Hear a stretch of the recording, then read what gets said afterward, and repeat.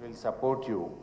ఎందుకంటే ఆయన తమ్ముడికేమో నోటీస్ ఇచ్చి కోర్టుకు వెళ్ళి స్టే తెచ్చుకోవడానికి 45 రోజులు టైం ఇచ్చారు. కానీ పేదవాళ్ళకు మాత్రం రాత్రికి రాత్రి వచ్చి బుల్డోజర్లు పెట్టి కూలగొడుతున్నారు. అంటే పేదవాడికి ఒక న్యాయం, నీ కుటుంబ సభ్యులకు ఒక న్యాయం అన్నట్టుగా తయారైపోయింది రాష్ట్రంలో.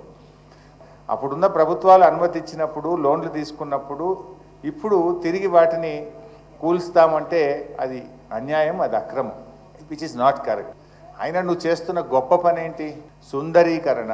ఇప్పుడు కేసీఆర్ గారు మిషన్ భగీరథ పెట్టి ప్రతి ఇంటికి త్రాగునీరు ఇవ్వడం కోసం ఒక ప్రాజెక్టు చేసిందంటే ప్రజలకు ఉపయోగపడ్డది. లేదు, ఒక కాళేశ్వరం ప్రాజెక్టు కడితే కొన్ని లక్షల ఎకరాలకు త్రాగునీరు, సాగునీరు అంది కొన్ని లక్షల రైతుల కుటుంబాలకు మేలు జరిగింది. నువ్వు ఏంటి ఇప్పుడు మూసీలో గోదావరి నీళ్లు బారిస్తా అంటే నువ్వు పారించేది గోదావరి నీళ్లు కాదు ఈ చెల్లి అన్నట్టు ఈ పేద మధ్యతరగతి ప్రజల రక్తం బారించేటువంటి ప్రయత్నం చేస్తున్నావు.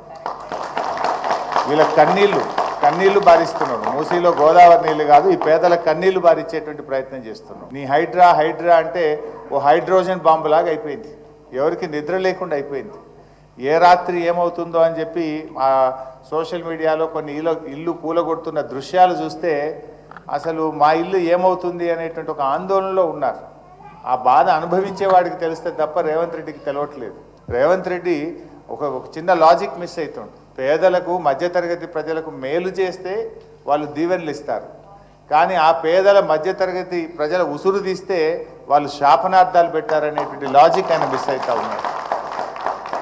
చెయ్యి, నువ్వు మంచి పని చెయ్యి, ప్రజలకు పని, దేవుడు నీకు అవకాశం ఇచ్చాడు. ఈ కూలగొట్టుడేంది? ఈయనకు ఈ రేవంత్ రెడ్డిది గత కొంతకాలంగా చూస్తే కూల్చడం తప్ప కట్టడం తెలవదా ఈ మూర్ఖుడికి అనిపిస్తూ ఉంది.